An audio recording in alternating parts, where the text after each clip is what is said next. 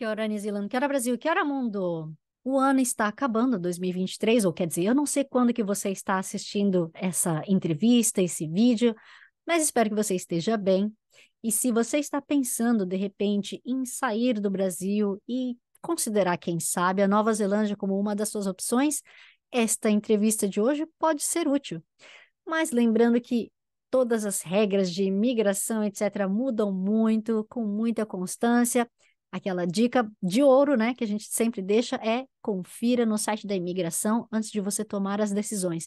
Não fique considerando somente comentários e respostas em grupos de mídias sociais, WhatsApp, etc., porque não é a forma mais segura de você fazer ou encontrar suas informações, tá bom? Mas então, por que eu tô falando tudo isso?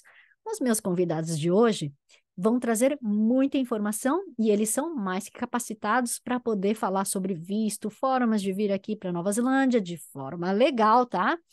E espero que seja útil para você, te esclareça. Afinal de contas, eu deixei publicado para todo mundo que a gente ia fazer essa sessão, né, de perguntas e respostas. Espero que a sua pergunta tenha sido contemplada, mas se não, de repente pode deixar um comentário aqui, né? Quem sabe a gente faz uma outra sessão, uma outra bateria de perguntas e respostas. Ah, mas ó, uma coisa que eu preciso deixar bem claro aqui, ó, o disclaimer. Todas as informações que a gente compartilhar aqui, lembra, são na presente data, então, do finzinho de 2023 para 2024, e todas as informações não podem ser utilizadas como uma consulta de Immigration Advisor, né? Se a gente pode dizer assim. Não é uma coisa oficial. Então, se você quer alguma coisa específica para a sua situação, que cada caso é um caso, falem com um advisor autorizado. Eu vou deixar na descrição do vídeo do YouTube, se você quiser, o link do site que diz quem é advisor autorizado, tá? Gente, não confia em balela, em qualquer pessoa que fica falando que tá fácil, porque não tá. Mas não é porque tá difícil que a gente vai deixar de sonhar ou de realizar nossos sonhos, né? Vamos nos preparar com o plano A, B, C, D. Então, por favor, deem as boas-vindas ao querido casal, Tânia Camargo e Stephen Nori. Aliás, eu fiquei para tentar descobrir se é Nori, é assim que se fala mesmo? Ou Nori? How do Nori. I say it? Nori? Nori. Yeah. Nori. Hi, thank you very much for being here today, Kia ora, Brasil. Thank you, Maya, for having us. Obrigada. Eu vou começar a entrevista um pouquinho em português, galera, porque a Tânia, que é brasileira como nós, né, e muitos dos nossos espectadores, vai poder nos ajudar também, que eu sei que é mais confortável a gente ir no nosso idioma, mas como temos a presença ilustre do Stephen, a gente vai mudar uma hora para inglês, que vai ser a zona de conforto dele, tá bom?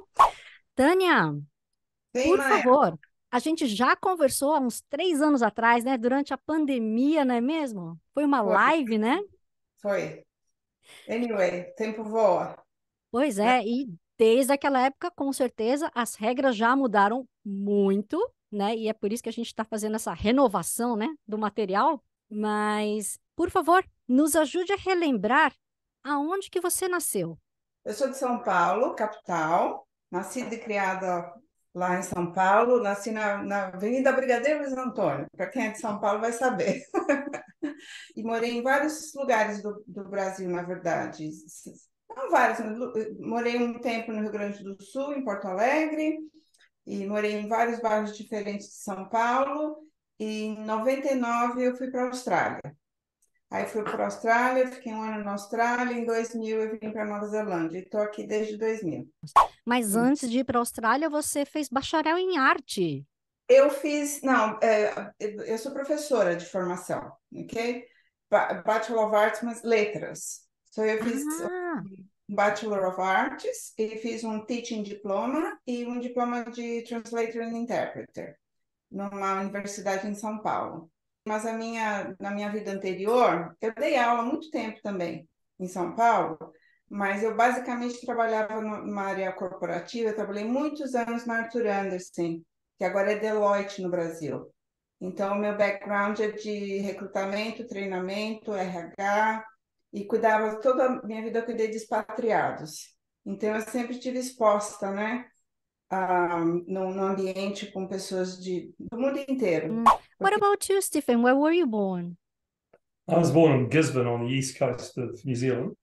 And so I'm Kiwi born and bred. And always living in New Zealand or never been like to I've UK? travelled a lot for business internationally, but I've always lived in New Zealand, yes. Yeah, speaking of traveling, I do see you guys traveling a lot. Little bit. Yeah, we like to travel. Yes, I Yeah. can notice. I think it is important if you live in an island country at the bottom of the world that you travel overseas at least once a year to find out what's happening in the rest of the world. Tânia, você foi para a Austrália por quê? Eu fui para a Austrália, Maia, como todo mundo que está vindo para cá agora, buscando uma vida melhor, um estilo de vida melhor. Eu sempre trabalhei muito, minha vida era muito sacrificada, entende? Eu me separei, eu casei muito nova, me separei muito nova, e aí criando minha filha sozinha e trabalhando longas horas, tipo, sabe, das 8 da manhã às 10 da noite, não tinha horário. Empresa de auditoria, sabe como é que é isso? Então, você tem hora para entrar, mas você não tem hora para sair. Então, era uma vida muito estressante, aquele ambiente corporativo, muito competitivo, você tinha que estar sempre, né, um top de tudo, assim, né? Enfim, você sabe como é que é São Paulo, né? E aí eu me cansei. E aí eu fiquei muito insatisfeita com o Brasil, com tudo, e falei, não, eu mereço coisa melhor. Aí minha filha na época já era pré-adolescente, e aí eu tive o suporte da minha mãe, e aí eu falei, quer saber de uma coisa? Bye, bye, Brasil.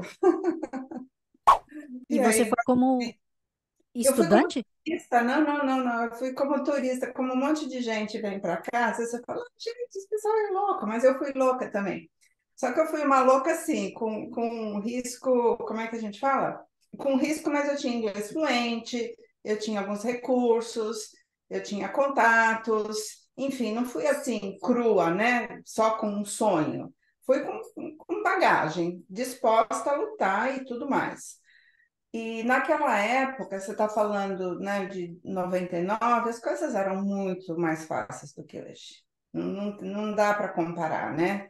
E mesmo na Nova Zelândia, quando eu cheguei aqui em 2000, para você aplicar um Work Visa, era um formulário de 2 páginas, frente e verso.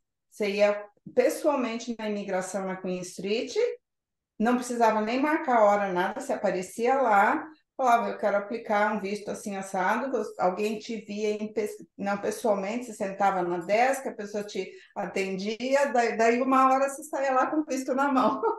Those were the days.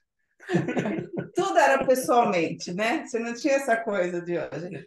Então, eu acabei, long story short, eu acabei conseguindo uma job offer na Austrália, para trabalhar, inclusive, com uma pessoa que começou a levar todos os produtos brasileiros para a Austrália e depois, eventualmente, até trazer para a Nova Zelândia. Alpargatas, toalhas Artex, chocolates Garoto, tudo que você pensar de brand, de Brazilian brand, que todo mundo conhece, ele que levou para lá. Só que naquela época, para você aplicar um visto de uma categoria diferente da qual você estava, você tinha que sair do país, aplicar, esperar a decisão para poder voltar.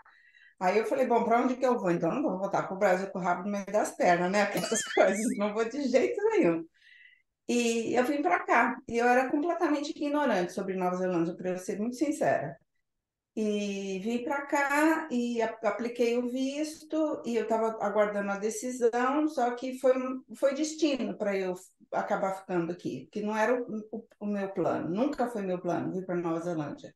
Eu acabei conhecendo meu ex-marido, Brian, que infelizmente faleceu há alguns anos, e aí a gente ficou casados quase 14 anos e 13 anos. E aí eu me separei, e aí depois de quase 2 anos conheci o Steve. E aí eu e o Steve já estamos juntos, já vai fazer 10 anos. Stephen, why would you become like an immigration advisor? Are you a barrister as well? Like, what did you study? What is your background? Well, my background is in finance and banking. So I had a career of 30 or 35 years in investment banking and private equity. And then in 2008, the global financial crisis came along. So I had to find something else to do. And in 2014, Tanya and I met, And at the time, I saw that in her business, which is around students and bringing students to New Zealand, that she really needed to have the immigration side of her business. And at the time, when I met Tanya, she was busy studying IELTS to try and get her IELTS to the level for the qualification. And then she said to me, well, you don't... Not just for the qualification, just to get the test done to be able to do the diploma. Diploma. And she said to me, well, you don't need to because you were educated in New Zealand. So I said, fair enough. And so I went back to school and did the qualification. And started my practice in 2016. And the interesting thing for me is as I get involved, particularly in more complex cases, a lot of the work that I did in my business career, which was legal as well as financial, is helpful for me as I'm working on client submissions. So I draw on that experience quite a lot. Yes, yeah. Mas você sabe, Maia, eu vou falar um pouco em português até agora. Eu estava bem animada para eu fazer... Porque desde quando eu cheguei na Nova Zelândia, meu primeiro emprego aqui foi de professora. E eu dei aula há muitos anos aqui fazendo High School Preparation, na verdade, numa escola chamada Kiwi English Academy. Aí depois eu fui para uma outra escola, onde só tinha estudantes chineses e acabei virando Marketing Manager na escola. E em 2005 eu comecei a minha própria empresa, que eu tenho até hoje. E antes ela se chamava Britans, na verdade.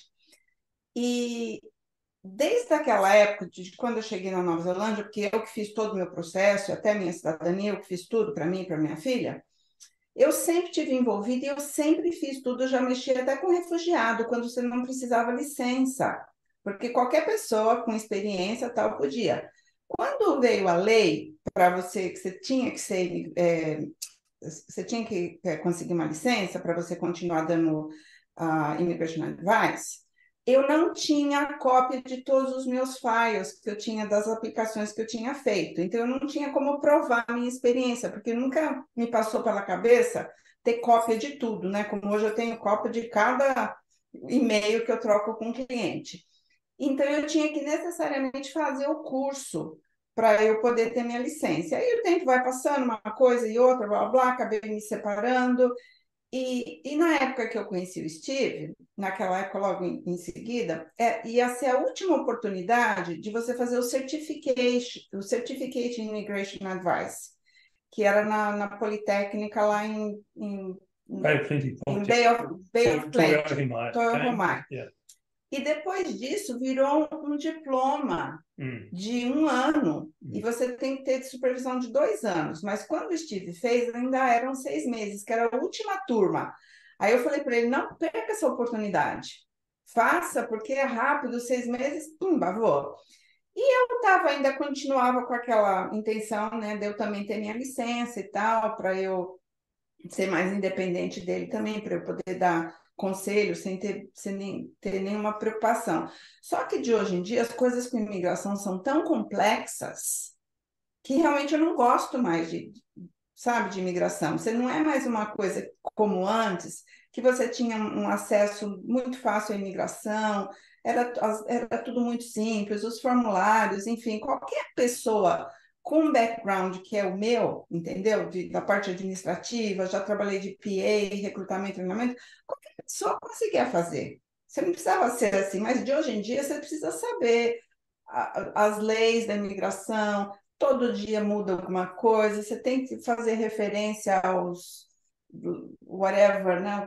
What's the reference in immigration, ver se está lá na policy, se não está. É um advogado, e eu não gosto disso. Então, o Steve, que tem toda esse background, né, em law também, sempre gostou muito de fazer isso, e hoje, na verdade, a especialidade do Steve é tratar de casos difíceis. Lá, 90% do que ele faz são casos difíceis, de gente que já teve visto negado, já teve uma má experiência com outros immigration advisors, teve problema de bona fides, whatever, e não só brasileiro, tudo quanto é nacionalidade que você possa pensar. E ele agora é diretor também. Tell me about you being director of... that's the second recently. So there's a peak body for immigration advisors and lawyers called New Zealand Association of Migration and Investment. and I've just joined the board of that in September. So yeah.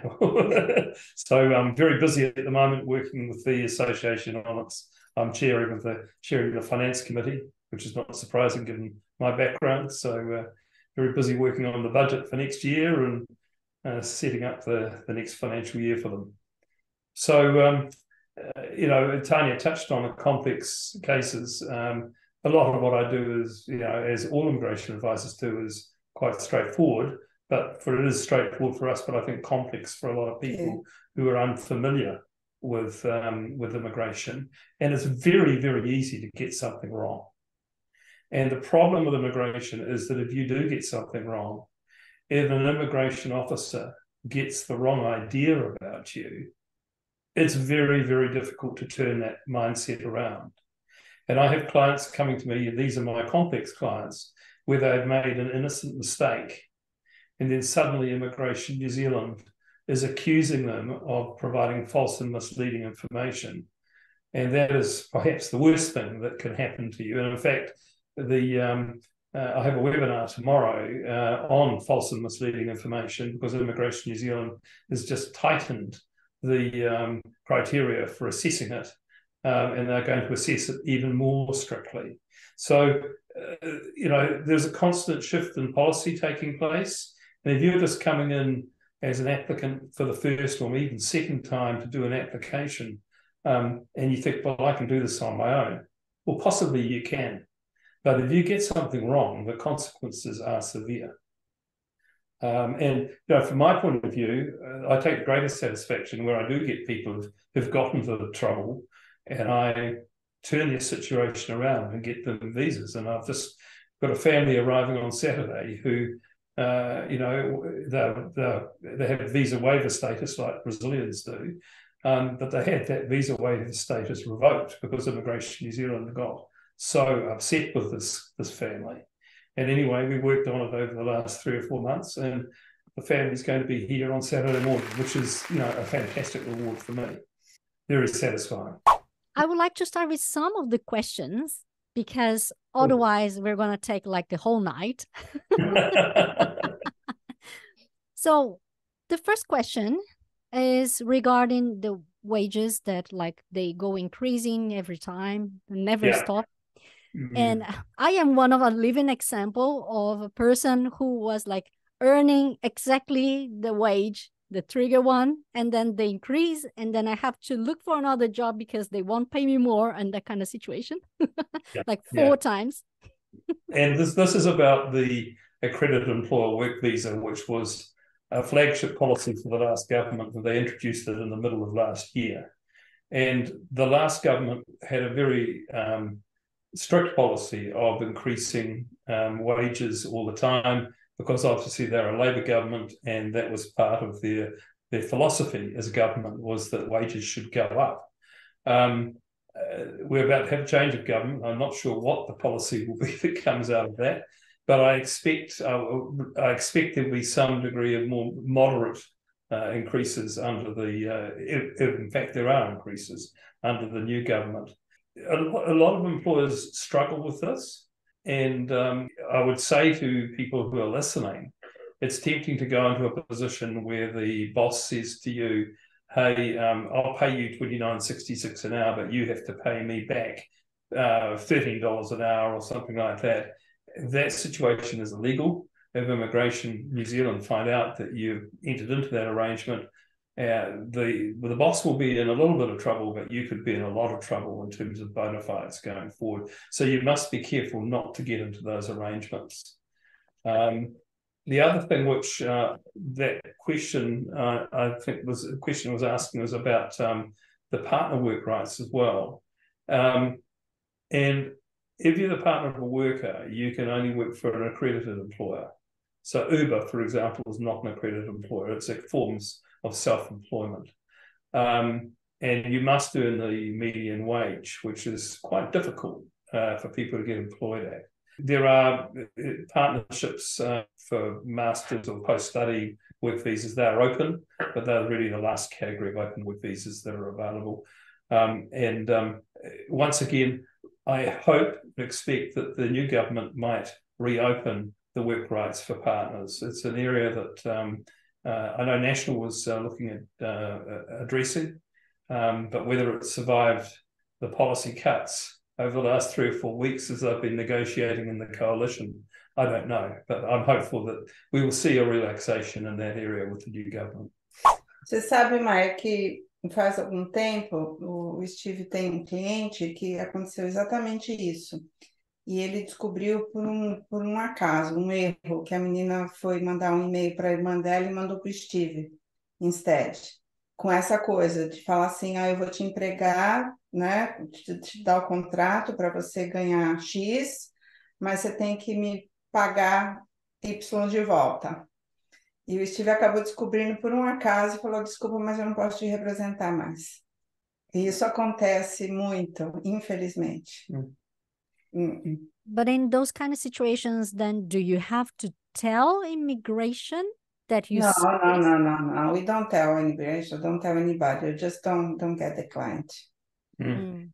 Because it was before applying for the visa. So they were like exchanging documents, contracts, blah, blah, blah. And then she was telling her sister, look, now I got a job offer, blah, blah, blah. He's going to employ me, but I have agreed that I will pay back. I don't know how much it was at the time, but anyway. And it happens all the time in the Brazilian community. It's amazing. So as an immigration advisor, I'm bound by a code of conduct. So I guess the best way of explaining this, and it's quite, my job is to get clients visas, okay?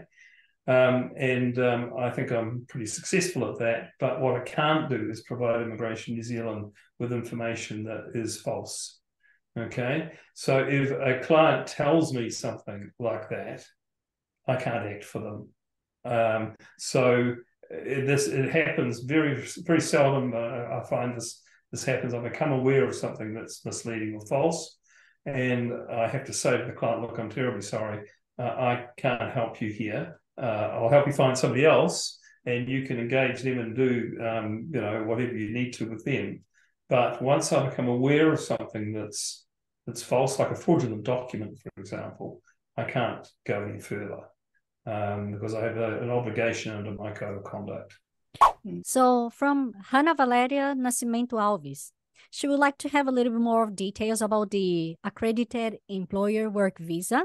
She would like to understand a little bit more of the process because she has been noticing that most of the employers are like kind of resistant to or either get accredited because you have to pay some fees to become accredited or because of the pay rate that has to be high. They would like to understand a little bit also. I will wait for you to answer, but about the beauty industry. We've all heard that old lie, I'm from the government, I'm here to help. So last year, Immigration New Zealand relaunched the accredited work visa policy, and they said to employers, don't worry, this is going to be very simple, what they call a light touch approach. There won't be a lot of bureaucracy involved. Now we're 12 months on and we're learning a bit more. So there are 3 stages to the work visa process now. The first stage is that the employer must get accredited. And as part of that accreditation, obviously they have to pay a fee for that accreditation. And as part of that accreditation, they agree to follow certain procedures and policies. And they sign a declaration as part of the accreditation process. The second stage is when they want to employ somebody and they have to advertise the position to make sure that there are no New Zealand citizens or residents who are suitably qualified who can take the position. This is called the job check. And up until September or August, the job checks were routinely taking about 7 to 10 days to be issued. Then there was a lot of negative media publicity about migrant exploitation, particularly in the Indian community. Immigration New Zealand realised they had to change their procedures, and now the job check process is taking up to 2 to 3 months in some cases to go through, which is slowing things down massively. So there's a bureaucratic process the employer has to go through, and you'll notice I haven't even mentioned the applicant yet.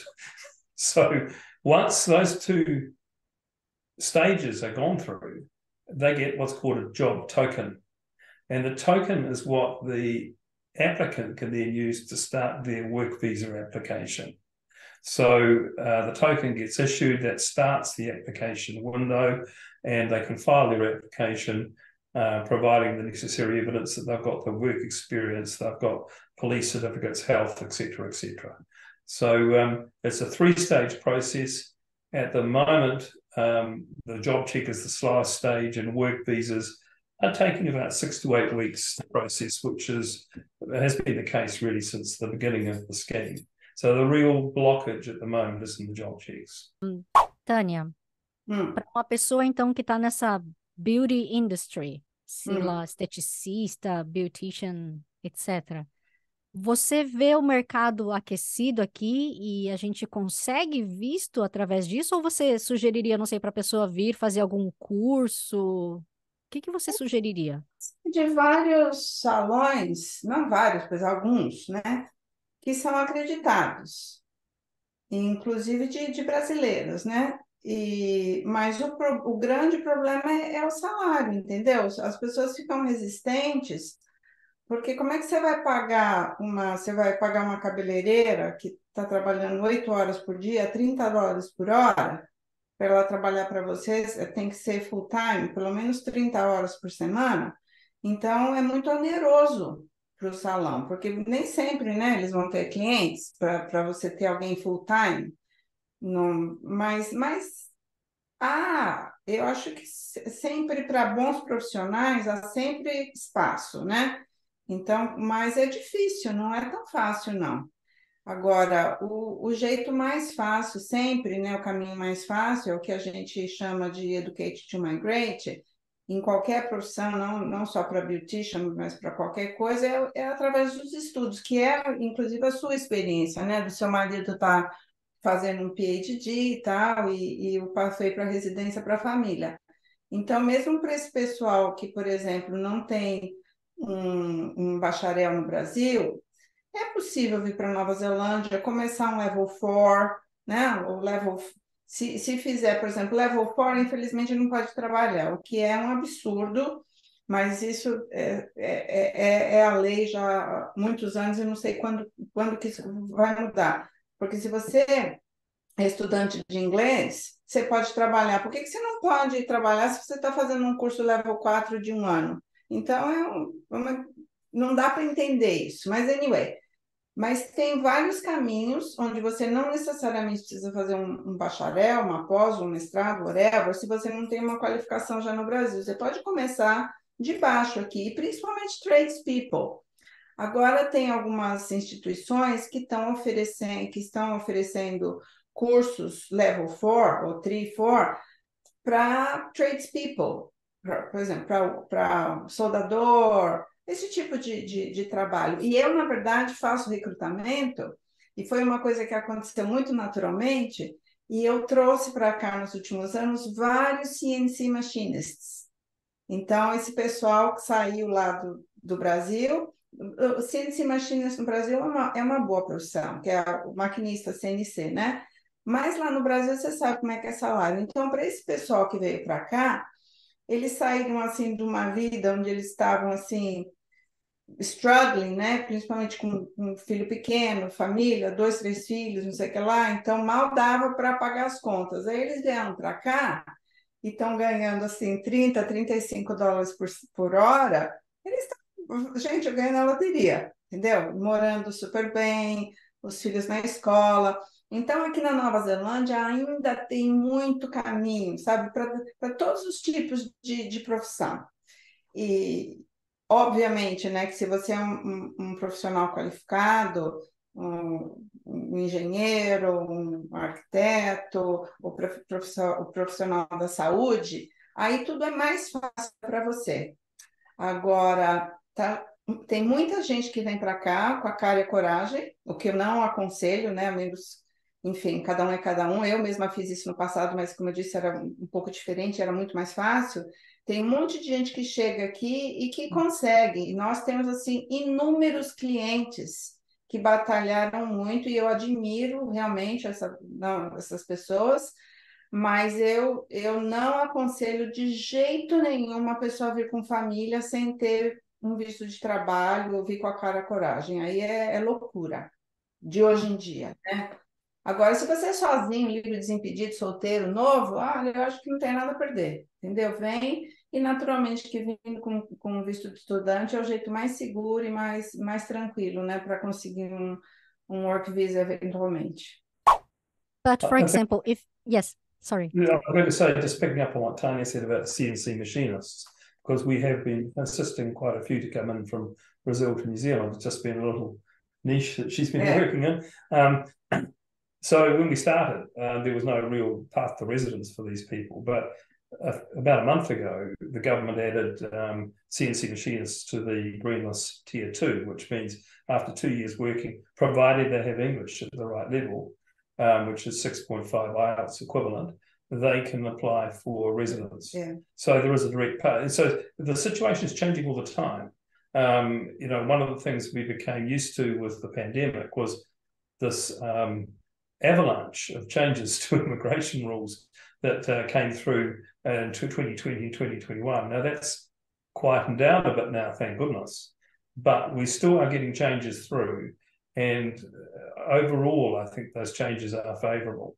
So it's a good, one of the reasons why somebody who's interested in coming to New Zealand might talk to an immigration advisor like myself is because you probably don't have the most up-to-date information.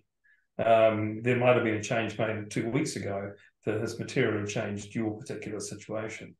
Mas ainda com de hoje em dia, eu acho que a Nova Zelândia ainda é um dos países mais fáceis para você imigrar e conseguir o seu caminho para a residência de uma forma segura e principalmente através dos estudos. E aparentemente o governo já divulgou algumas coisas que eles vão fazer, algumas mudanças na área de educação internacional. Dentre elas, eu não sei se você já sabe, mas as horas vão aumentar, né? De 20 horas por semana, vão poder trabalhar 24 horas por semana. Então, isso já foi divulgado, agora é só uma questão de, não sei exatamente como é que é o procedimento burocrático disso, de efetivar. E provavelmente vai voltar aquela coisa do curso de pós-graduação, que agora é só o mestrado e PhD que dá direito a visto de partner, né? Parece que vai voltar e o Level 8 também vai estar nessa categoria de poder dar visto para a família, o que vai ser excelente, né? Para as pessoas e em questão de tempo, né? De estudo e custo também, né? Para a família. Eu me lembro que há um tempo atrás, assim que as fronteiras começaram a reabrir, o ministro da Educação saiu vendendo a Nova Zelândia, né, para tudo quanto é país, falando assim que, sim, venham, reabrimos as nossas fronteiras, mas não considerem o estudo como um pathway para a residência. Ele dizia isso claramente.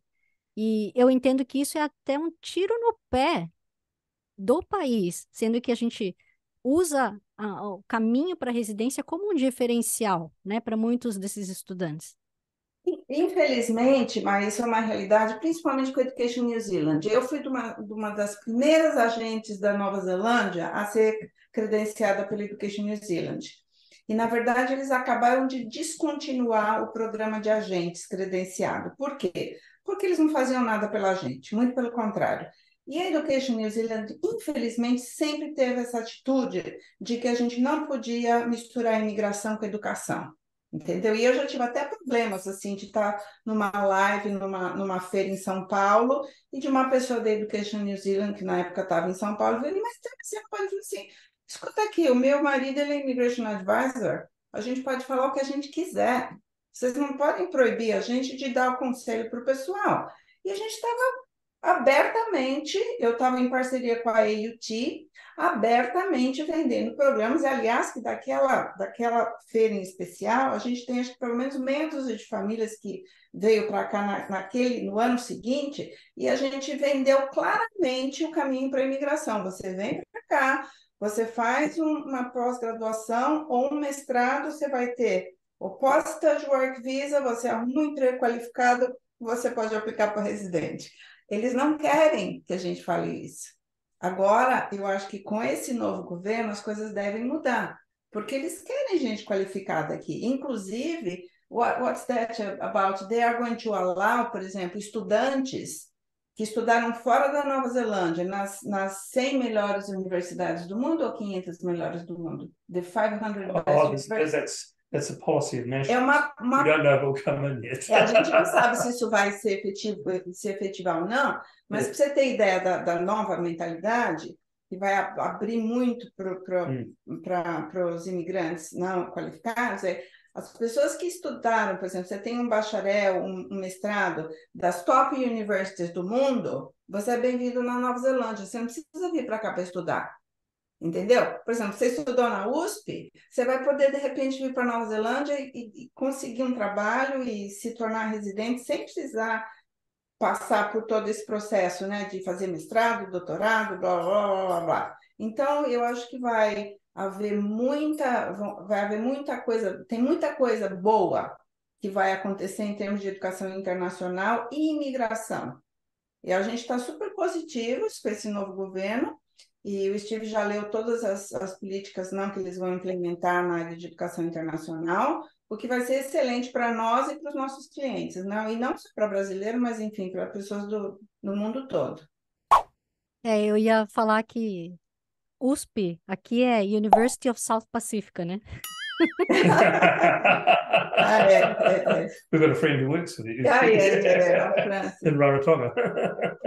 But speaking of like professions and people and skills that New Zealand wants, I remember that they created the green list, like the previous government. And although I understand that we need those peoples and those skills, I also don't agree why. And finally, they noticed the big that they did, for example, with nurses, right? Because they had to work for like, what, 1 or 2 years until they could finally apply for residency. And like, how many nurses would want to apply for that? Isn't it? When you have Australia saying just come. Silly policy. So the green list has 2 levels, tier 1 and tier 2. And the nurses are on tier 2 and had to work for 2 years before they could go to tier 1. Before they go to residency, they've now lifted them up to tier 1, which is straight to residence.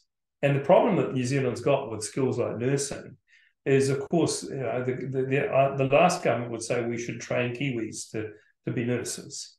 But the problem with a Kiwi who becomes a nurse is they have a New Zealand passport. They can go immediately and work in Australia, and 4 years later they can become an Australian citizen and they get paid more money. So what's happening is at the moment, New Zealand is in a competition with Australia. And as soon as you get the Kiwi passport, you're entitled to go and live in Australia. Mas eu tenho uma observação aí. Por exemplo, eu já sou cidadã, nem sei, perdi a conta de quantos anos, né? E eu, na verdade, né, como eu te disse, a Nova Zelândia nunca fez parte do meu plano. Foi destino, no meu caso, puro destino mesmo. E eu, muitos anos atrás, até pensei, de repente eu vou voltar para a Austrália, blá, blá, blá. Mas eu morei em Sydney 1 ano e viajei bastante pela Austrália. E os filhos do Steve moram lá. Então, o Robert mora em Sydney e a Georgina em Melbourne. E a gente sempre vai para lá. Sinceramente, Maia, do fundo do meu coração, eu não troco a Nova Zelândia pela Austrália. De jeito nenhum. Porque talvez é porque estou ficando velha também, entendeu? Eu quero uma vida tranquila. E é tão fácil você estando aqui, você está nesse paraíso, nessa coisa assim, nessa bubble aqui, entendeu? Você está protegida, né? Você vai viajar, mesmo que você vai para o Brasil, você vê tanta coisa que te dói, né? No coração, na alma. E tipo assim, aqui o que os olhos não veem, o coração não sente. E para mim, por exemplo, né, que sou de São Paulo, uma cidade grande, e naquela vida toda que eu vivi não, por 37 anos, eu ir para a Austrália, ir para Sydney, ir para uma cidade grande, é tipo, sabe, eu saí do Brasil justamente para ir para um lugar tranquilo.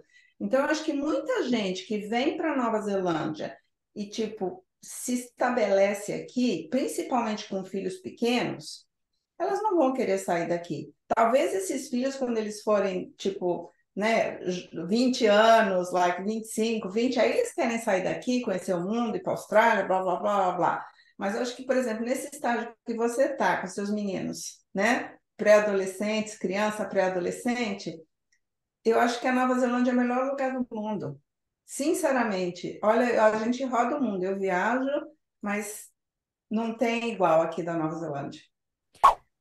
Stephen, but for example, which skills is New Zealand after with the green list, and how long are they taking to get approved the visa? Are you saying how long they're taking to get a temporary visa or a resident visa? I think there are two questions. Temporary. Oh, is it? You have a temporary? No, we should answer both. Okay. So I think, first of all, in terms of the skills, in Tier 1, which is the top level, obviously the medical profession is highly represented there. The construction sector, IT and engineering, they tend to be the major professions that you find in that sector. And then in Tier 2, there are a lot of trades-based occupations in those, which particularly ones that require occupational registration, like plumbing and electricians, for example.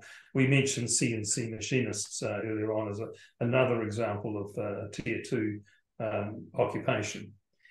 In terms of the process, New Zealand has two levels of visa.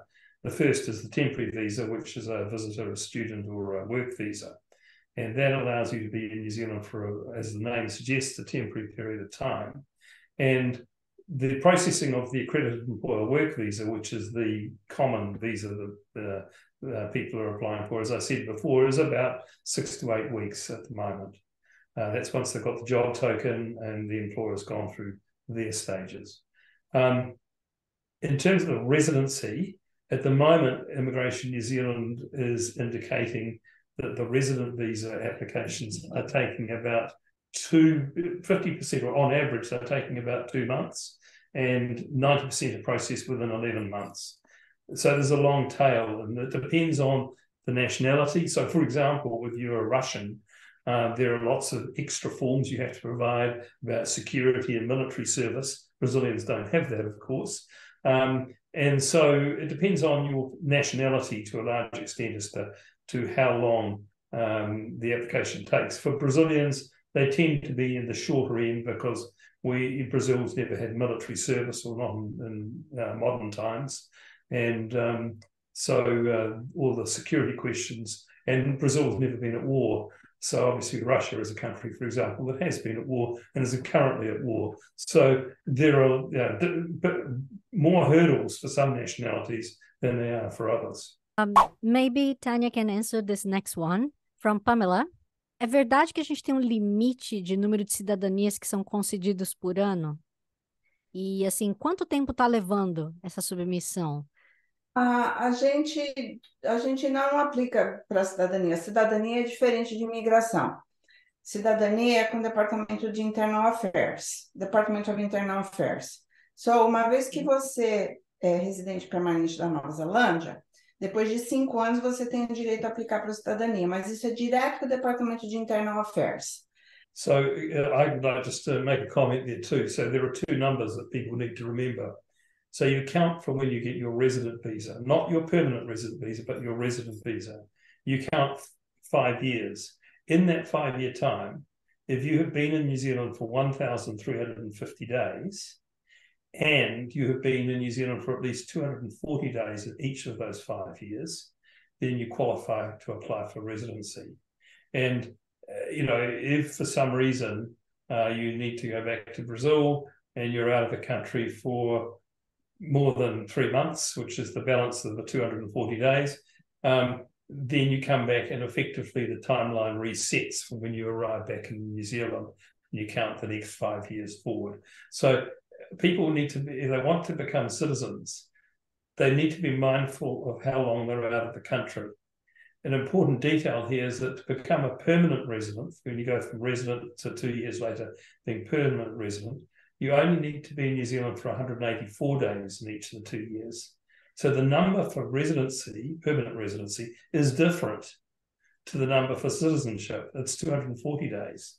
So there's a 90-day difference So if your goal is to become a citizen, make sure you're in New Zealand for at least 240 days over the first 2 years, even though you could be here as little as 184 days, because your goal in the long term is to become a citizen. Does that make sense? Yes, but I was not aware of the second tier, as you mentioned. Yes. So Yes. the first 2 years, we know that we have this restriction, but also for the rest. 5 years. For the whole 5 years, it's 240 for citizenship. So if your goal is citizenship, you can't be out of New Zealand in any of those 5 years for more than 90 days. But for example, when you're getting the citizenship, do they check you just like when you're applying for residency visa? I know this one. Well, they check more. Yeah. Yeah. Eles veem mais. They ask for your file from Immigration New Zealand for a So start. they check everything, and then they check in Brazil, your situation in Brazil, like police, credit, everything. So when I got my citizenship, minha filha, a dela saiu antes da minha, porque ela é menor de idade. Então ela não tinha que ter police clearance, não tinha que ter credit clearance, não tinha que ter um monte de coisa que eu precisei.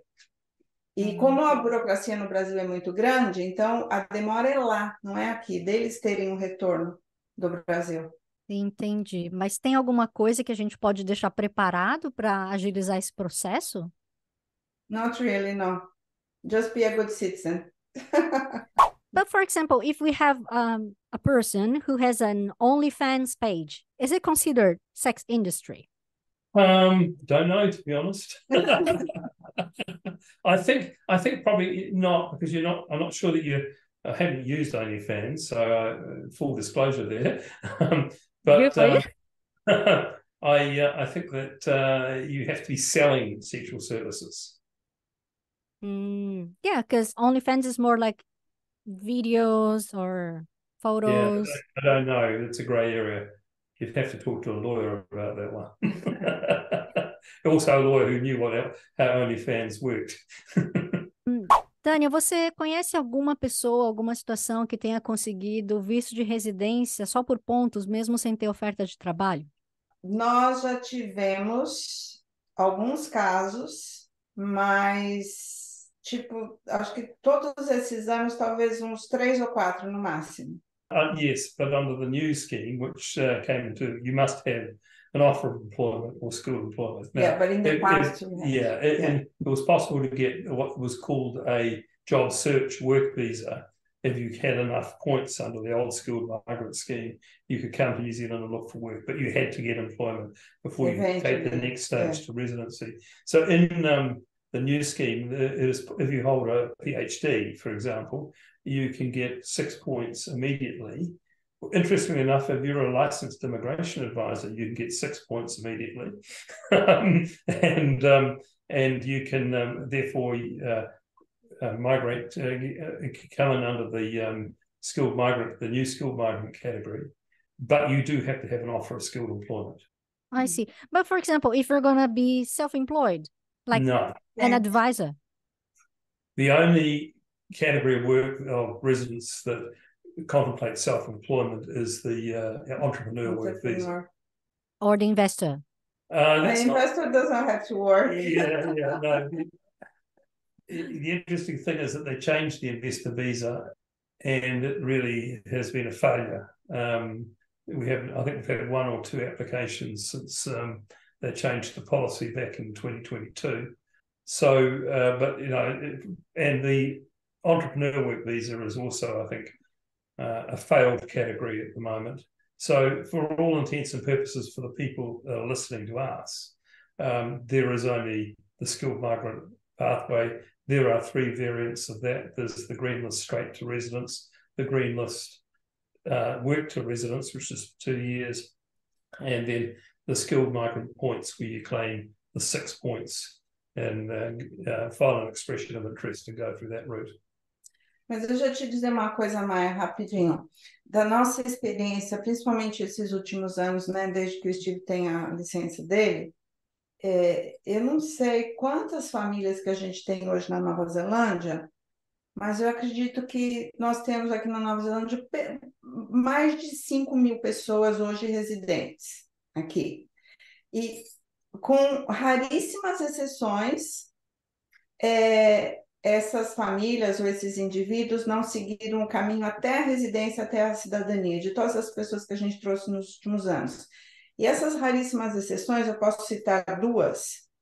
Uma família, não, três. Uma família que veio para cá, ele veio primeiro, fez um mestrado na IUT. Enquanto ele estava fazendo mestrado na IUT, ele conseguiu uma oferta de trabalho no Brasil para ele ganhar assim, uma fortuna que ele não conseguiu resistir e acabou voltando para o Brasil. E aí ele já estava com a mudança e com a família, com tudo no container para eles ficarem permanentemente na Nova Zelândia. E aí, long story short, eles querem voltar. Agora, estamos conversando de novo para eles voltarem. Outra família foi porque o marido, né, tinha tido um relacionamento antes, tinha um outro filho no Brasil, e o filho estava dando trabalho, precisou voltar para o Brasil por causa do filho, tá? E uma família também por questão profissional, funcionário público, ganhando muito, muito, muito bem. Mas fora esses três cenários, os principais, todo mundo que vem para cá no Educate to Migrate, faz o seu curso direitinho, segue o pathway. Não teve um único caso de alguém que não tenha conseguido um trabalho qualificado para aplicar para residente. Todo mundo consegue, eventualmente. I refer to the clients that we've had who come through us to eventually get residency, generally on the Educate Migrate pathway. I talk about them as our graduates. So the thing I enjoy about having graduates is they no longer need my help. You know, they've already got their visas, they've got residency, they're set up now for the rest of their lives. And it's very satisfying. It's probably the thing that is most satisfying for us is when we get another graduate. Yeah. Somebody who has completed the immigration process. They no longer need to prove they're in a stable and genuine partnership with their partner. They no longer need to prove how much money they're earning. They no longer need to prove character and all those other, in health. You know, they're in the system, they're residents, they're set up for the rest of their lives. I've had clients crying on the phone when I tell them I'm looking at their resident visas. Very, very satisfying. Tânia, mas, poxa, a gente sabe que mestrado, doutorado, ou mesmo graduação, né, é para uma nata da sociedade brasileira e mesmo do mundo em alguns países, né, como o nosso. O que você recomendaria de pathway para essas pessoas que querem vir para cá, conseguir a residência, mas que não tem inglês, não tem qualificação? Eu só consigo pensar em, por exemplo, casamento e refugiado. Por exemplo, agora mesmo eu estou com um pipeline aí full para o ano que vem. Tem algumas escolas aqui em Auckland, uma em particular, oferecendo assim uma super promoção imperdível para curso de pelo menos 6 meses. Então, por exemplo, a pessoa vem para cá, como eu disse antes, ele é pintor, ele trabalha em obra, uma pessoa simples, sem recursos, óbvio que você tem que ter um mínimo de recursos. Você tem que provar $10.000 para cada 6 meses ou 20 mil por ano para o seu visto de estudante e pagar o X de tuition fees. Mas começando com inglês, ainda mais agora que vão aumentar as horas que você pode trabalhar, é o caminho mais tranquilo, mais seguro. Você vem com visto, vem com toda a segurança, tudo certinho, você pode se programar, você tem seu budget, sabe, tem curso noturno, tem curso diurno, enfim, você consegue conciliar. E há também os cursos level 4, técnicos mais em conta. Não que eles sejam baratos, mas comparado com uma pós, com mestrado, é 30% do preço, ou até menos, dependendo do curso. E há várias instituições privadas que oferecem preços competitivos. Tem uma instituição aqui em Auckland, privada, que oferece mestrado na faixa de $30.000. Se você for pensar na universidade, está 45. Então, é bem competitivo. O problema é que a gente tem do brasileiro vir para cá, mesmo, por exemplo, para trabalhar com idoso, né, cuidador, ou na construção, ou CNC Machines, tudo é o inglês. Tem que começar com inglês, porque qualquer coisa que você vai fazer, e depois, se você quiser fazer um curso Level 4, Level 5, para você ter um caminho para a residência, você vai precisar do equivalente de IELTS 5.5. Então, que é um inglês intermediário, pelo menos. Então, o caminho que é? Estudar inglês no Brasil, que eu sempre recomendo para todo mundo, comece a estudar no Brasil, para chegar aqui com inglês pelo menos o suficiente para poder se virar sem estar realmente atrelado a alguém que não, de precisar de alguém para fazer tudo, precisa ir no supermercado, no banco, enfim, você ter, pelo menos ter o inglês de subsistência. Então, chegar aqui com inglês, talvez pré-intermediário, seria o ideal, pelo menos. Estudar por pelo menos 6 meses, tem um visto de 7 meses, você já tem aquela... consegue respirar e a luta, procurar um emprego, nada te impede de procurar um emprego full-time quando você está estudando. E depois que você estiver estudando 3 ou 4 meses, se você está com um visto de 6 meses, você pode conseguir uma job offer e aplicar para um work visa, no problem, e terminar seu curso. Você pode estudar até 3 meses estando com visto de trabalho, não tem problema. E é isso que o Steve, né, aconselha, né, a todos os clientes e tal, os meus estudantes. Em geral, o que a gente faz com os estudantes, a gente faz uma consulta com o Steve, então eu converso com eles de toda a parte de educação, o que é possível, os custos e tudo mais. Aí a gente faz uma consulta com o Steve, e aí nessa consulta o Steve vai dar toda o advice, né, immigration advice, como é que você deve fazer, o que, blá, blá, blá, o planejamento, e a gente também faz todo um budget para a pessoa. Olha, o teu curso vai custar isso, você tem que provar fundos de tanto, para você viver você vai precisar de tanto. Então, a pessoa tem todo esse amparo, né, e sabe exatamente quanto que ela vai precisar, quanto vai ser esse investimento, quais são as chances disso dar certo, of course que não há garantias, mas a gente tem uma boa ideia pela experiência que a gente tem, né, com as pessoas. E, sinceramente, o brasileiro é muito resiliente, né? É essa palavra. Então, eu vejo que as pessoas, e a gente é muito fortunate de ter clientes que realmente a gente tem orgulho, tem prazer de lidar com essas pessoas, que a gente que se esforça e faz o seu melhor e vem com coragem, não tem preguiça, sabe? Gente de boa índole e a grande maioria, gente com um ótimo background, com qualificação, mas mesmo esse pessoal mais simples, Maia, olha, eu falo de coração, eu acho que não dá para eu me lembrar de uma pessoa com a qual eu tenha tido uma experiência negativa. Os nossos clientes, assim, a grande maioria se tornam nossos amigos depois de algum tempo, tanto é que a gente sempre tem uma festa de fim de ano, a gente vai numa agora que não é a gente que está organizando, mas são famílias amigas, que todos que a gente trouxe para a Nova Zelândia, e o que a gente faz é uma coisa que traz muita, muita alegria para nós. E mesmo porque, Tânia, tem toda a questão de quando a pessoa se vai conseguir primeiro passar na entrevista, ela também tem que entender as instruções de trabalho e como a Juliana McDonald pediu para revisar ou relembrar todo mundo, que tem a questão do health and safety, né? Que aqui é considerado uma coisa tão importante, né? E se a pessoa não entende, ela vai sofrer um acidente de trabalho, vai ser um problema para a empresa e para ela, e assim por diante, né? Espero que as pessoas que estão assistindo a gente entendam isso, né? Não é que a pessoa está só te negando a oportunidade de trabalho porque você é um imigrante e que você não entende inglês, por mais que você seja esforçado, né? Mas é porque realmente precisa passar as instruções, como é que você vai se comunicar se você, né? Principalmente com esse pessoal que eu trouxe, né? Que eu te falei, CNC Machinists, eles são, basicamente, todos são engenheiros. Tem um que tem mestrado e estavam trabalhando no Brasil como CNC Machinist. E aí, por essa razão que eles têm inglês, porque se eles não tivessem inglês, eles não estariam aqui também. Por exemplo, eu lembro de alguém ter perguntado também sobre high school. Então, essa é outra das coisas que eu faço. Então, eu tenho muito estudante de high school aqui. Então, para os para os adolescentes hoje no Brasil, eu acho que tem uma grande porcentagem da população brasileira que tem um pouco um poder aquisitivo melhor, maior, que quer mandar os filhos estudar não, abroad, ou aqui, Nova Zelândia, Austrália, ou seja lá onde for. E aqui na Nova Zelândia a gente tem um pathway muito direto para a universidade. Então, por exemplo, no Brasil a gente tem 12 anos de educação, de ensino fundamental até o ensino médio, né? Até o high school, que seria daqui.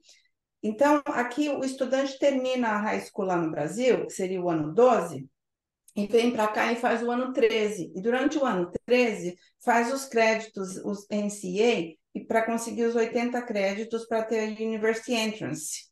E aí, quando o estudante, no fim do ano, tem a University Entrance, automaticamente, em janeiro, quando o Ministério da Educação divulgar as notas oficiais, a oferta que ele teve, por exemplo, ele aplicou para a Universidade de Auckland, UT, Massey, seja qual for a universidade, ele aplicou no meio do ano, por exemplo, aí ele teve uma conditional offer, e aí em janeiro, no começo de janeiro, quando as notas do NCA saírem, e ele conseguiu o University Entrance, automaticamente a universidade é comunicada e já emite uma unconditional offer. E aí o estudante já vai para o primeiro ano do bacharel.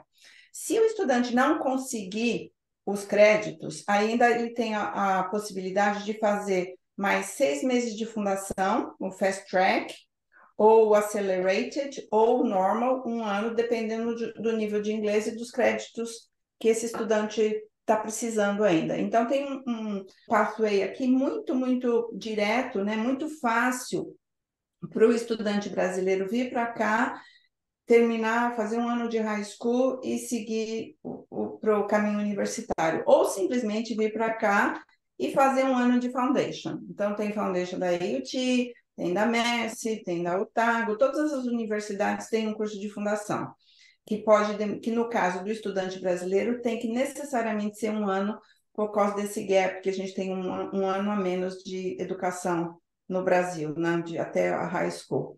E eu faço todo o cuidado do estudante aqui na Nova Zelândia, né? Em geral, eu costumo colocar os estudantes em escolas aqui em Auckland, para eu poder estar próxima deles e dar todo o cuidado necessário. Eu sou a guardian desses estudantes e tudo mais. E o visto de um estudante de high school sai assim, 1, 2 semanas, está com o visto na mão, super tranquilo. Para fazer esse foundation significa um ano básico na universidade, é isso? O foundation é como se fosse o primeiro ano, um ano antes do bachelor, sei lá, seria um ano de diploma. Por exemplo, se você terminar o ensino médio no Brasil e tiver feito um ano de universidade no Brasil, aí você pode vir direto e fazer a universidade aqui. Mas se você terminou, você tem dois caminhos, ou vir e faz o ano 13, ou vem direto e faz um ano de fundação. Mas aí não tem vestibular? O que eles fazem de assessment? Tem nada. Você tem que ter boas notas no Brasil, e aí, né, ter o histórico, o High School Certificate, e that's it. And also a bachelor degree in New Zealand Inglês, is né? normally 1 year less than the equivalent degree in Brazil. So there's less time studying. You get a 3-year post-study work visa at the end of your bachelor degree, open. And if you qualify and you go for engineering, which is actually a 4-year qualification here in New Zealand and 5 years in Brazil, you get a Washington Accord degree, which is recognized internationally. There is no university in Brazil that can offer a Washington Accord degree, not even USP. Para o estudante brasileiro, o jeito mais fácil é fazer o ano 13. Por quê? Porque não vai precisar de IELTS. E uma vez que o estudante tem estudado um ano aqui, ele pode ir direto da high school para a universidade ou direto da high school para o foundation, sem precisar fazer o exame de IELTS. Mas aí, por exemplo, também abre a possibilidade de poder estudar, sei lá, nos Estados Unidos ou na Inglaterra ou na Austrália? Sim. O high school diploma da Nova Zelândia é válido na maioria dos países de língua inglesa, é válido no Japão, na Coreia, em alguns outros países asiáticos, na Alemanha, na Espanha, Portugal, é válido praticamente no mundo inteiro. Então, se você tem um High School Certificate aqui, Você fala, não, eu ia estudar na UT, mas mudei de ideia, eu quero ir para Houston. Pode ir, vale. Você tem University Entrance. Só tem que aplicar e ser aceito, né?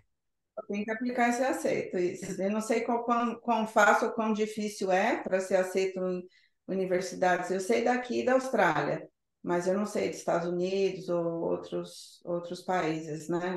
Na Inglaterra eu sei que é bem competitivo. Eu Mas tenho aí uma você amiga. está falando num investimento de mais ou menos quanto nesse ano aí para esse adolescente? Hoje a high school com homestay está em torno de US$ 35.000 o ano todo, já com todos os custos. Tuition fees, homestay, visto, seguro obrigatório de estudante internacional, guardianship, 35, mais ou menos. O primeiro ano de bacharel, o curso de fundação Fast Track está em torno de 22.000. E a universidade, o primeiro ano de universidade, business, por exemplo, 35, 37. Então, os cursos mais baratos giram em torno de bacharel, em torno de US$ 35.000 por ano. E para high school, só tuition fees em torno de 18 a 20 mil, dependendo da high school. Aqui em Auckland, por exemplo, o Howard College está US$ 18.500 por ano. E aí você tem os custos de homestay que para o ano que vem vai custar US$ 340 por semana. Stephen, for example, I know that some people come as a guardian, right? So they get the guardian visa. Can these Mhm. people work as well, or they have no rights? They have limited work rights. They can work basically in the school hours, so between say 9 o'clock and 3 in the afternoon. Yeah, they can work, but they have to have an offer of employment, and that has to be part of the application, or do a variation of conditions once they've arrived here to add work rights to their guardian visa. Oh, I see. But wait, so for example, say I have my kid and I submit for the student visa for my son, Yes. and I immediately apply for the guardian visa. Do I have to get a job offer or not? I can just. Yes, if you want the work rights, you need a job offer, and then once you have the job offer, you can do what's called a variation of conditions to add the work rights to your visa. Does it have the same limitation like being accredited and the pay? No, that's a detail you've got me on. I don't think so in that case. I think it's pretty much an open work right, but I would need to check. É bem limitado. Por exemplo, se você tem filho, né? Geralmente isso acontece com pais que para a escola primária. Então o trabalho tem que coincidir com o horário que as crianças estão na escola, e aí você tem que ter aquele gap. Então, se tem before care and after care, aí tudo bem. Mas você só pode trabalhar durante aquele horário que seu filho vai estar na escola. Interesting. I've interviewed one person who came with the guardian visa. Okay. Uma pessoa, por exemplo, que tem experiência na área de logística, metalúrgica, montadora de cargo, lava carro, restaurante, já trabalhou em construção também, gestão de pessoa. Você acha que essa pessoa consegue alguma hora, não sei, settle down e conseguir a residência? Ou é que tudo depende também do nível de inglês e se vai conseguir trabalho, né? Depende, mas depende muito também do nível de inglês. Acho que tem tantos fatores a serem considerados. Mas aí muita gente pergunta também, por exemplo, o que está melhor de trabalho, Ilha Sul ou Ilha Norte?